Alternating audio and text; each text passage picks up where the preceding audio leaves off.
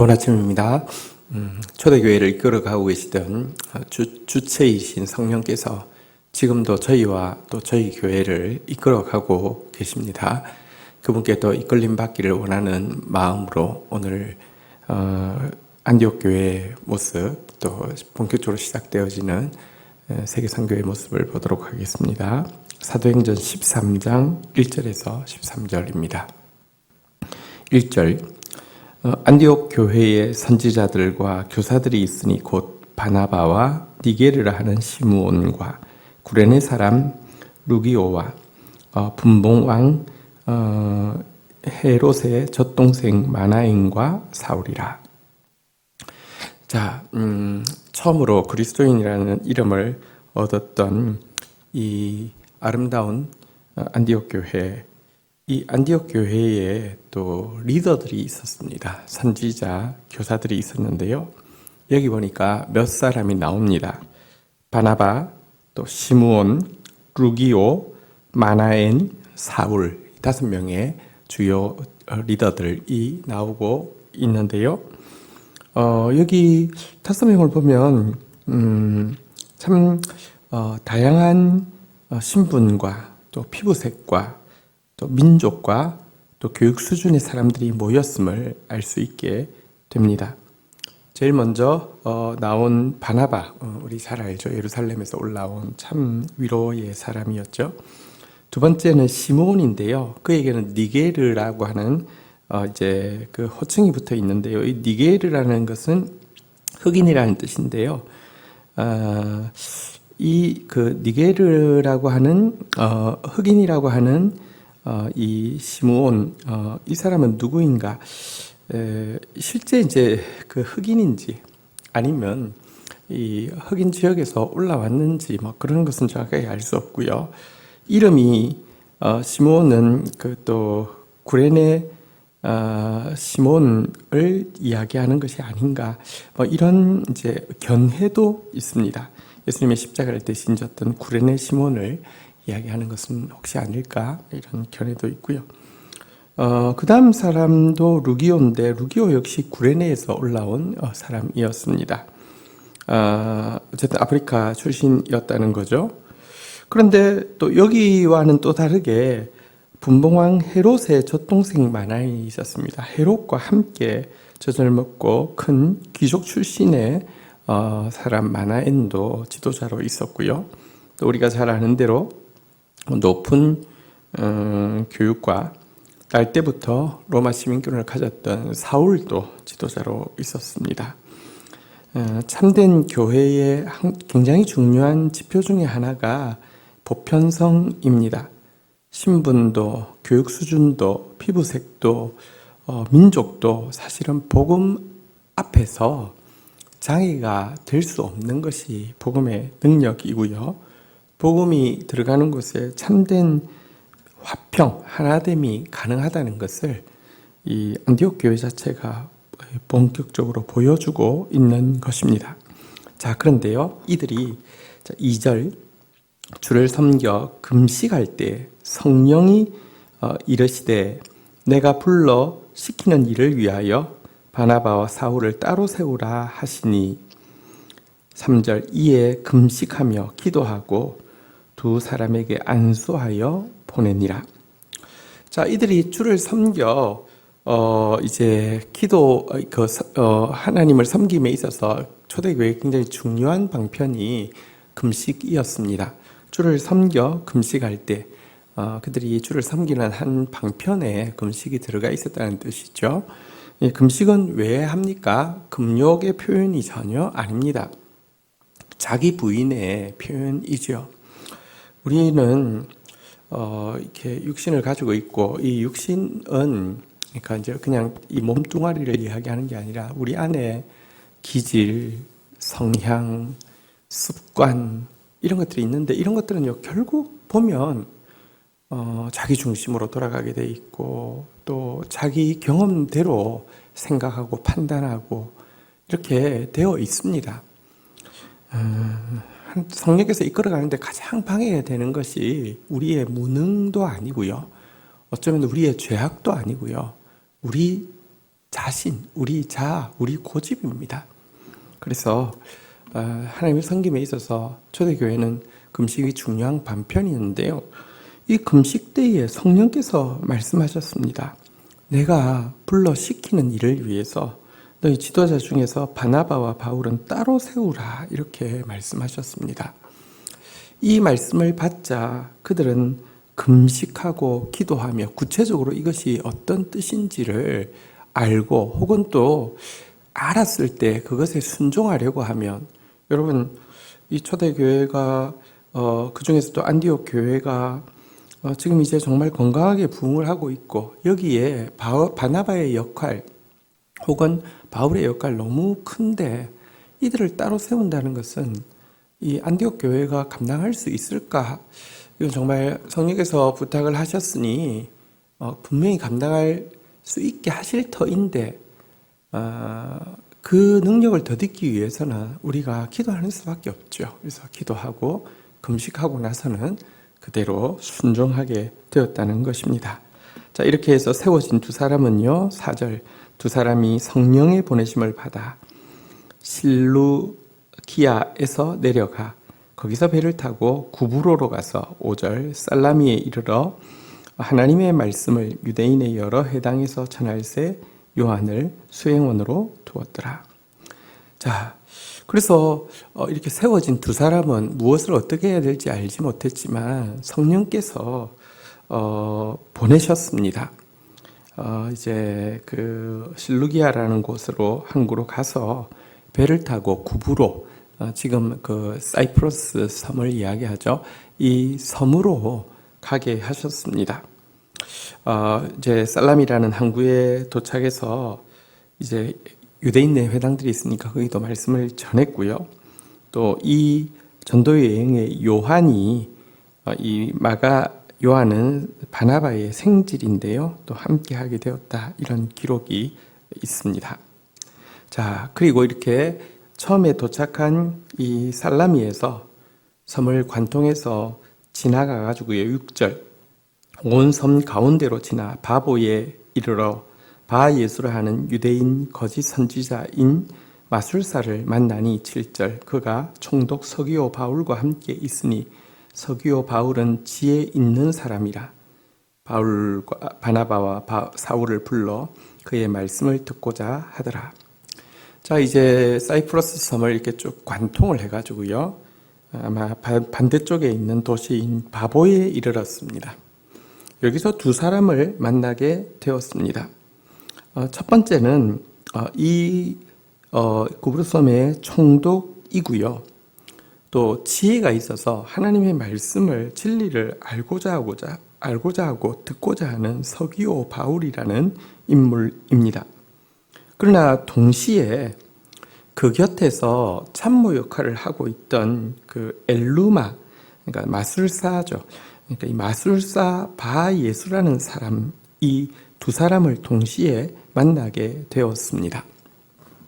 자, 하나님께서 인도하실 때는요, 정말 하나님 예비하신 좋은 만남도 있지만 하나님의 뜻을 방해하는 대적도 있다는 것을 기억해야 합니다.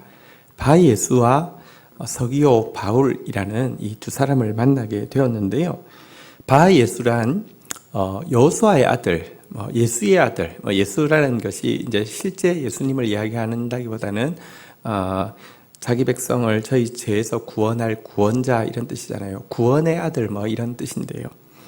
아마 그가 이 구원의 아들이라는 이름을 가지고 또 선지자라는 그 직함을 가지고 이 진리를 알고자 하는 서기오 바울 곁에 있었던 그 영향력을 끼치고 있었던 사람 같은데요. 실상은 구원의 아들이 아니라 하나님의 말씀을 받지 못하도록 방해하고 이제 그 속이는 마귀의 자식이었습니다. 어쨌든 하나님께서 인도하는 곳에는 정말 예비된 만남이 있고요. 또 근데 그것을 방해하는 대적의 세력도 같이 있는 것입니다. 자, 그러자 이제 바울은 이 일을 보고 어떻게 반응하고 있습니까? 우리 8절부터 한번 또 보도록 하겠습니다. 이 마술사 엘루마, 이 이름을 번역하면 마술사라. 엘루마는 그들을 대적하여 충동을 믿지 못하게 힘쓰니 9절 바울이라 하는 사울이 성령이 충만하여 그를 주목하고 10절 이르되 모든 거짓과 악행이 가득한 자요 마귀의 자식이요 모든 의의 원수요 주의 바른 길을 굽게 하기를 그치지 아니하겠느냐. 자, 여러분 성령 충만할 때에 성령 충만한 사람이 들어가야지 거짓과 참이 진리와 이 어둠이 이렇게 정확하게 좀 분리될 때가 있습니다. 분명히 서기오 바울이 이 엘루마 마술사 선지자 이 바위 예수를 옆에 둔 것은 무언가 진리를 알고 싶어서였을 것입니다. 그리고 그동안은 아마 저 사람 뭘 알고 있네, 뭘 바른 길을 보여주네 이렇게 생각하고 있었을 수도 있습니다. 빛이 환하지 않을 때는 드러나지 않는 것이죠. 그런데 성령으로 충만한 사울은 이 바위 예수의 실체를 정확하게 간파했습니다. 그래서 그에게 이렇게 이야기했습니다. 모든 거짓과 악행이 가득한 자라고 이야기했습니다. 마귀의 자식이라고 이야기했습니다. 모든 의, 진리의 원수라고 이야기했습니다. 주의 바른 길을 굽게 하는 자라고 이야기하고 있습니다. 진리를 알고자 하는 자 앞에서 광명한 선지자인 척 행세하고 있지만 실상은 주의 의의 말씀을 또 주님이 보여주시는 바른 길을 굽게 함으로 자기 이익을 챙기는 교활하고 사악한 자다라고 정확하게 폭로하고 있습니다. 이어서 바울은요, 자 11절 보겠습니다. 보라 이제 주의 손이 내 위에 있으니 내가 맹인이 되어 얼마 동안 해를 보지 못하리라 하니 즉시 안개와 어둠이 그를 덮어 인도할 사람을 두루 구하는지라. 12절 이에 총독이 그렇게 된 것을 보고 믿으며 주의 가르치심을 놀랍게 여기니라. 바울은 그의 실체를 폭로할 뿐 아니라 또한 동시에 그에게 심판을 선언하고 있는데요. 그것은 주의 손이 이제 그의 위에 있으니 여기서는 심판의 손이겠죠. 맹인이 되어서 얼마 동안 해를 보지 못할 것이다 라고 선언을 했더니 그 즉시 그와 같은 일이 일어나게 되었습니다. 이 심판, 바위 예수가 눈이 멀어서 빛을 보지 못하게 되어서 혼자서는 걸을 수도 없어서 인도할 사람을 나 좀 누가 인도해달라고, 나 좀 누가 인도해달라고, 안 보인다고, 어찌해야 될지 모르겠다고, 집에 가야 되는데 막 이렇게 나 좀 인도해달라고 이렇게 외치게 하시는 것은요, 거짓 선지자는 사실 성경에 보면 소경으로서 소경을 인도하는 자다라고 예수님께서 말씀하신 바가 있는데요. 그러니까 지금까지 자기가 자신도 모르고 자신이 가는 길도 모르면서 다른 사람을 인도하고 있었으니 소경으로서 소경을 인도한 자 아니었습니까? 이와 같은 자신의 이 정체를 폭로시키고 그가 얼마나 무용지물인지를 폭로시키는 정말 가장 적절한 표적이라고 할 수 있습니다. 그리고 또 이 일을 통하여서 진리를 알고자 했던 서기오 바울은 구원에 이르게 되었고요. 1차 선교 여행의 공식적인 첫 열매가 되게 되었습니다. 이것은 하나님이 바나바와 바울을 부르셨다는 또 외적인 증거이기도 하고요. 특별히 바울을 부르실 때 너를 통하여서 왕과 또 총독과 이렇게 리더들이 구원받게 될 것이다라고 했는데 또 그것에 대한 반증이기도 합니다. 자, 우리 그런데 여기 보면 이제 우리 한 가지만 좀 생각하겠는데요. 이 바울이라고 하는 사울이라고 하면서 사울의 이름이 바울로 바뀌는 이제 첫 장면이 본문에 나타나고 있습니다. 사실 한국 교회와 또 뭐 세계교회에서 여러 오해가 있죠. 사울은 큰 자라는 뜻이고 바울은 작은 자라는 뜻이고, 근데 그건 전혀 근거는 없고요. 단지 사울은 유대식 이름이라고 하면 바울은 이 이제 그리스 로마 지역에서 쓸 수 있는 로마식 이름입니다. 유대식 이름을 쭉 고집하고 써왔던 사울이 이제 로마식 이름으로 바꾸고 있는 장면인데요. 이것은 그가 이제 자신의 부르심인 이방인의 사도로서의 부르심을 전심으로 받아들였다라는 반증이기도 합니다. 자, 이제 그는 정말 이방인의 사도로서의 이제 새로운 사역을 새로운 이름과 함께 출발하고 있는 것입니다. 13절 보도록 하겠습니다. 바울과 및 동행하는 사람들이 바보에서 배 타고 밤빌리아에 있는 버가에 이르니 요한은 그들에게서 떠나 예루살렘으로 돌아가고. 자, 이 사이프러스의 바보라는 이제 그 도시에서 배를 타고 밤빌리아에 있는 버가라는 곳에 이르게 되었습니다. 아직 전도여행 초창기입니다. 사이프러스 섬 전도를 마쳤을 뿐입니다. 자, 그런데 요한은 마가 요한을 말하죠. 이 요한은 이 전도팀에서 떠나서 예루살렘으로 돌아갔다라고 기록이 되어 있습니다. 왜 돌아가게 되었을까요? 아직까지 어린 청소년, 청년 그 초입의 나이였던 것으로 보고 있는데요. 왜 전도팀에서 떠나게 되었을까요? 고향이나 부모님에 대한 향수 때문이었을까요? 아니면 아직까지 믿음이 많이 어려서였을까요? 혹은 전도팀의 일이 너무 힘들고, 혹은 또 인간적인 갈등, 바울이 너무 FM이고 너무 헌신되어 있고 너무 무서워서였을까요? 여러 가지 이유가 복합되어 있었겠지요. 어쨌든 중간에 도망을 가듯이 돌아가게 되었습니다. 그리고 이 사건은 바울에게 큰 실망을 이 마가 요한에 대한 큰 실망을 주게 되었죠. 2차 전도 여행이 시작되어질 때 바나바는 이 마가 요한을 다시 한번 기회를 줘서 데려가자라고 이야기했고, 바울은 그런 사람은 절대 데려갈 수 없다라고 이렇게 이제 논쟁하게 되어서 결국은 바나바의 전도팀과 바울의 전도팀이 쪼개지는 그런 계기가 되는 사건을 이 마가 요한의 이제 그 중간에 도망간 이 사건이 제공하기까지 했던 것입니다. 자, 그런데 우리가 기억해야 할 것이 있습니다. 이것은 마가 요한 잘못이긴 하지만 그렇다고 바울이 그렇게 처신한 것이 잘한 것도 아니지요. 사람에 대해서 인간적으로 기대를 가지면 인간적으로 실망할 수밖에 없습니다. 사실 우리가 기대할 수 있는 분은 하나님이시고요. 사람을 향해서 기대할 때도 하나님 때문에 기대하면요. 한번 보십시오. 마가 요한을 바울은 포기했지만, 바울은 아예 기대하지 않았지만 하나님은 그 마가도 포기하지 않으시고요.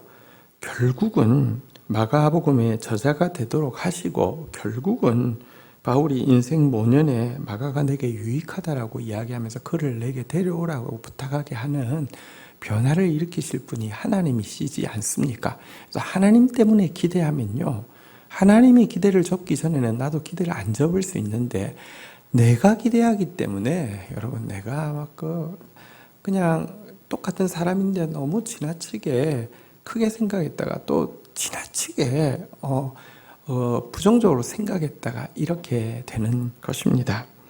사람 때문에 너무 기대하거나 또 반대로 사람 때문에 너무 실망하는 태도는 그 사람의 주인이신 하나님을 배제하고 그를 보고 있기 때문 아니겠습니까? 우리가 이 마가 요한과 또 이제 바울의 이 관계, 성경을 통해서 우리가 알고 있는 이 관계를 통해서 또 우리가 같이 신앙생활하는 지체들을 어떻게 바라보고 있는지 또 돌아보는 시간 가지기를 축복합니다. 주신 말씀 붙잡고 제가 기도하며 나가도록 하겠습니다. 하나님 감사합니다.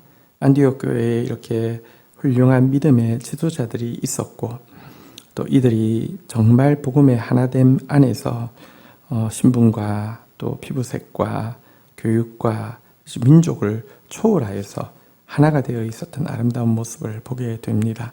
저희 교회도 그런 교회 되어져 갈 수 있도록 은혜를 더하여 주옵소서. 리더들이 하나님을 섬기기 위하여서 자기 생각을 내려놓고 금식하며 기도하며 나아가는 모습도 보게 됩니다.